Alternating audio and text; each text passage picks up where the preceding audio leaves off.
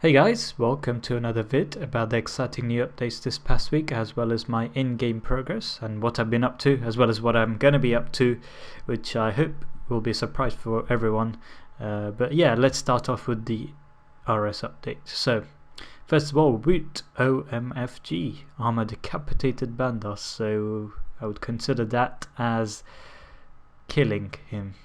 Hell yes, as a supporter of Sarah's Dome and myself, Armadale was the obvious choice between Bandos and Armor in this event because his beliefs were closest to Sarah's in my opinion. So I've been 100% Armor fan this event, and it definitely feels good to see Bandos's head being crushed by his own mace. Though I must admit I was kind of disappointed with the cutscene. It was short and not revealing at all. But yeah, so event's over. Everyone's gone, Justice triumphs, and you can claim your rewards from the quartermasters, and I would do it soon because I'm not sure how long they'd be there for. I also got 2 agility levels by spending all my renown on lamps from 94 to 96 from just capping daily, or almost daily shall I say. I didn't do the random events. I know some friends of mine did and they got a lot more renown, but I didn't.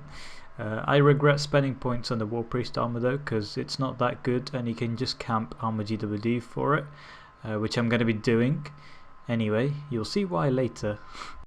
Another big expected update was that they implemented the range buff that they've been talking about, which has been the bane of my recent life, shall we say.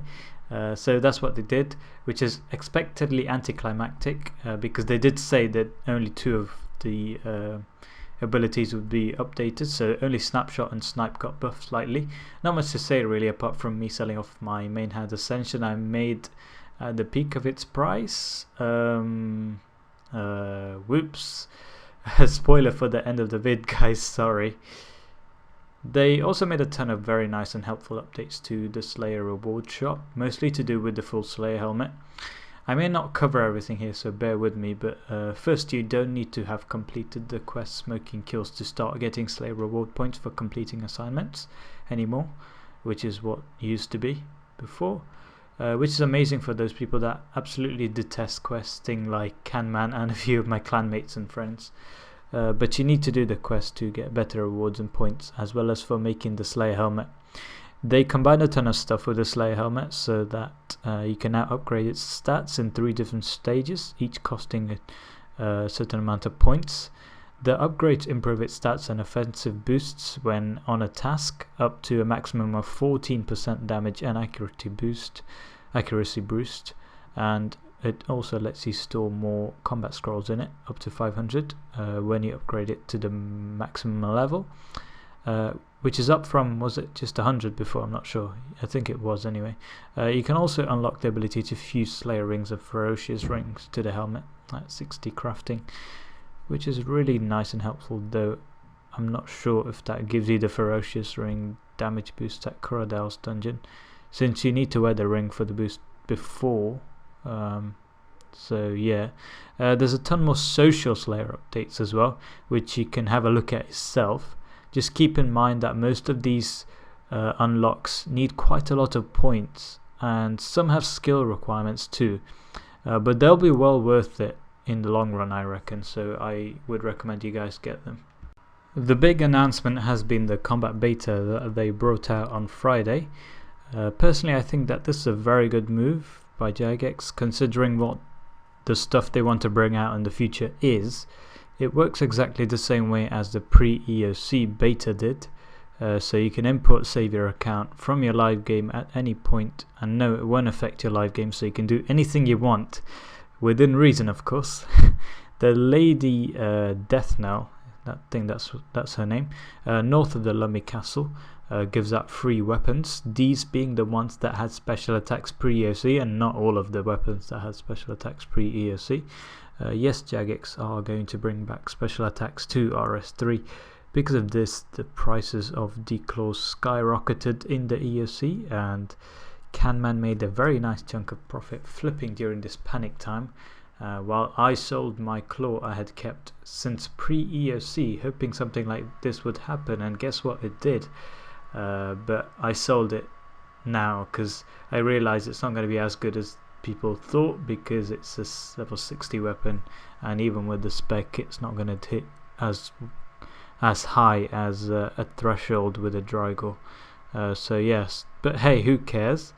24 mil is 2.4 mil is 2.4 mil, right? Anyway, where was I? Oh yeah, so you can use your special attacks the same way as before, except that adrenaline is used instead. This also makes it much easier to use specials, because before you had to wait for your special attack bar to recharge.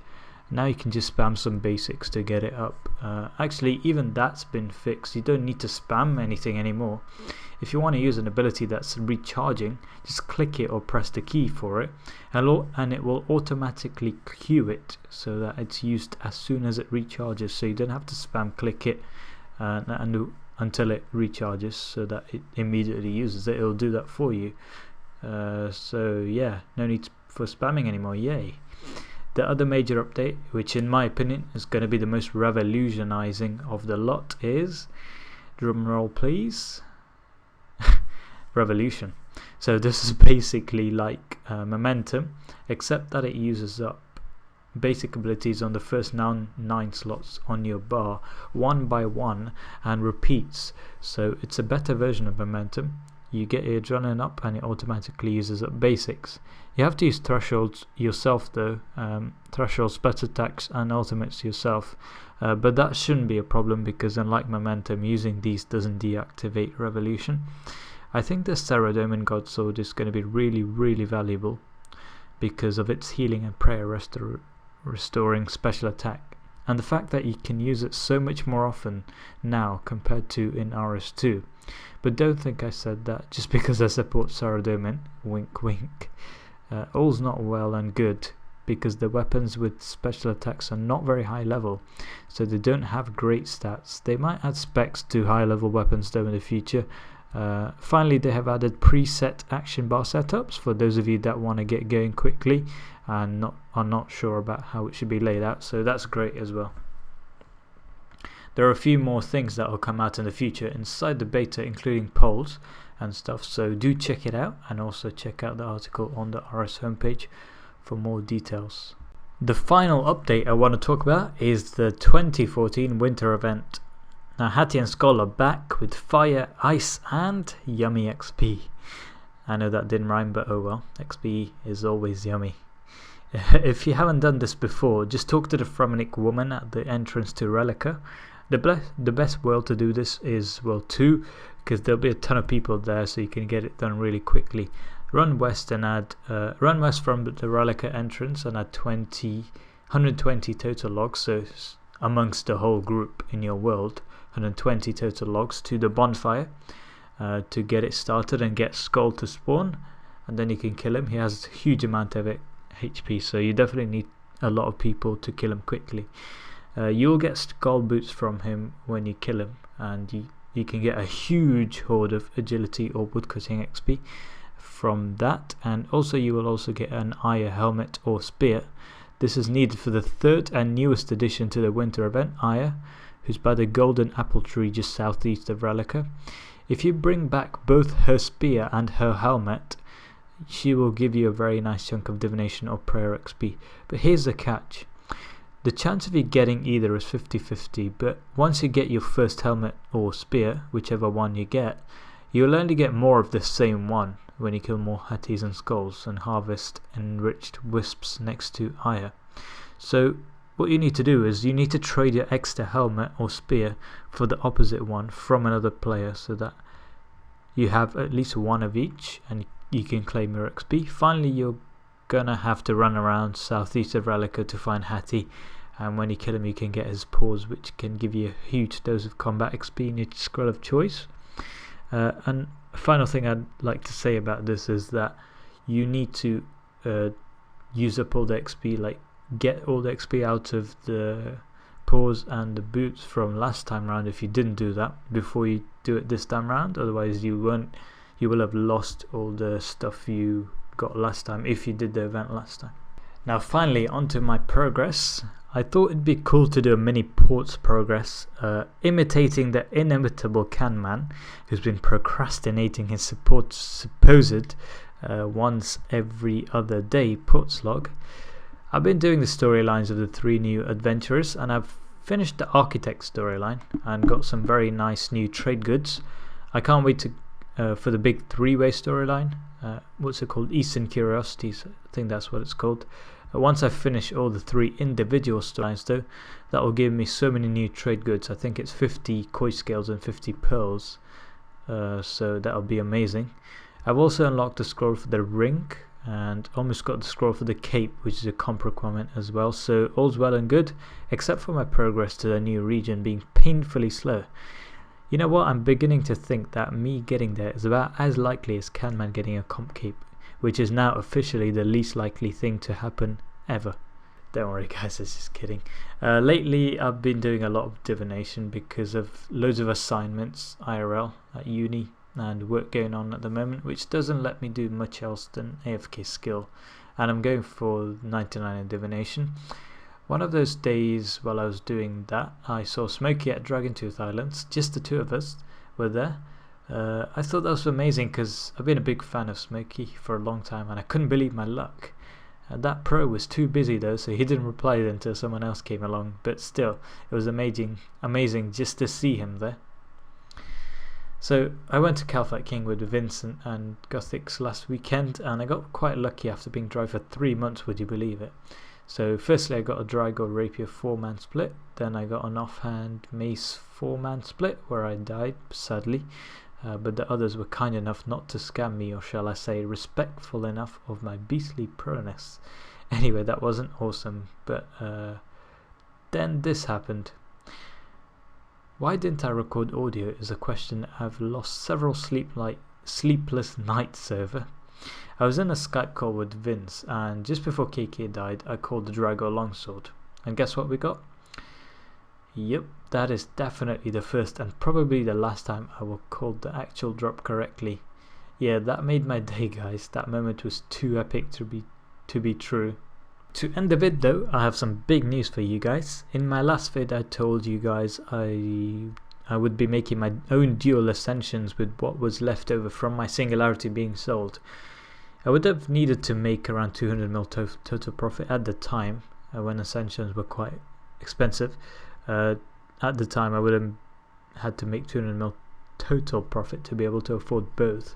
Well, I did that eventually, and I got the 12 signets and made the 2 bows and made a very nice profit, just enough to afford both bows, but that would use up all my bank if I did that. Overall though, it was a great experience in terms of luck, except for one key that was the most expensive one and least responsive.